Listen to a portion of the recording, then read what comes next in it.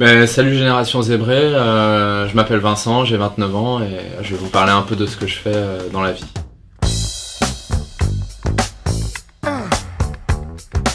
Je dois avouer que je devais me défausser, je devais dire je sais pas, je verrai plus tard quand je serai un peu plus vieux. Et qu'est-ce qui s'est passé? Je suis devenu prof. Prof d'histoire-géographie, voilà. Alors, être prof au collège, c'est avoir en charge plusieurs classes, 18 heures par semaine. C'est aussi pour moi être professeur principal, donc m'occuper plus spécifiquement d'une classe. Et puis c'est après participer à la vie de l'établissement. C'est aussi le soir, corriger des copies, préparer des cours. Voilà le quotidien d'un prof. Clairement, c'est d'être face aux élèves, c'est ce moment, ces 55 minutes où on est complètement coupé du reste du monde, où on doit être à fond avec les élèves et les amener là où on a envie de les amener. Il y a des moments plus difficiles dans la vie d'un prof, c'est le soir, constamment se remettre au travail parce que le lendemain il faut retourner devant les élèves et puis on n'a pas forcément beaucoup d'avance dans ces préparations de cours en début de carrière. C'est parfois un peu fatigant, semaine après semaine, de travailler le soir, de travailler le week-end et de voir qu'on dépense beaucoup de temps.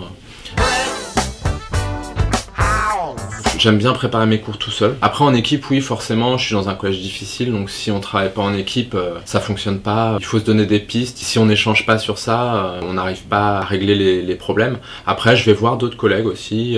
Ça aide à avoir un peu un regard critique aussi sur ses propres pratiques, de voir comment font les autres.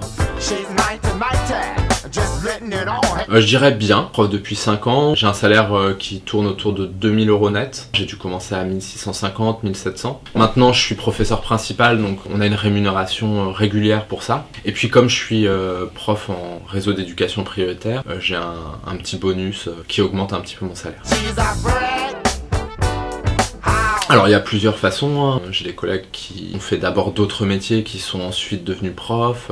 Il y a une voie classique qui est de passer par l'université ou par une prépa, de faire un master MEF, c'est un master spécifique au métier de l'enseignement, de l'éducation et de la formation. Et pendant ce master 1 et ce master de MEF, vous passez le concours du CAPES. Vous l'obtenez, dans le même temps vous avez une formation pour connaître un petit peu les ressorts du métier, comment on gère une classe, comment on gère une situation difficile, des petites formations pédagogiques sur l'aspect pédagogique. Ça dépend des disciplines dans lesquelles vous aimeriez enseigner. Moi par exemple j'ai fait un bac S et pourtant ensuite je me suis tout de suite orienté vers l'histoire géo et les lettres. Donc si vous voulez faire prof de maths, c'est sûr qu'il est beaucoup plus adapté, il est même à mon avis indispensable d'avoir fait un bac scientifique. Après pour être prof de lettres, pour être prof d'histoire géo, un bac ES, un bac L sont tout à fait possibles.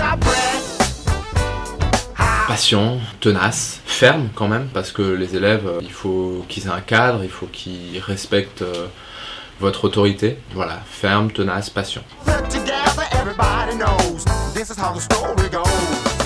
Au début, je me disais trop souvent, mais en fait, t'es pas fait pour être prof parce que les élèves ils t'écoutent pas, ils sont pas assez attentifs, etc. Et en fait, j'ai compris un peu tard que non, ça s'apprenait. Tout ça, c'est des techniques qui permettent d'attirer l'attention, qui permettent de captiver un auditoire, etc. Si on me l'avait dit peut-être un peu plus tôt, j'aurais plus profité de mes premiers mois de jeune prof.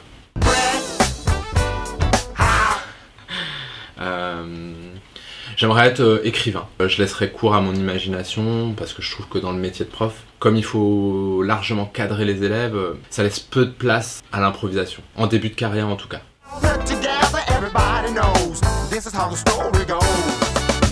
De pas trop se précipiter sur leur orientation, de faire leur choix en fonction de leur goût du moment, de leurs ambitions du moment, et en même temps je leur dirais quand même d'anticiper un petit peu parce que ça vient vite, et je sais très bien, moi je me rappelle quand j'étais lycéen, ils n'ont pas conscience du temps qui passe nécessairement, et du coup parfois on anticipe pas assez, donc je pense que c'est important d'anticiper.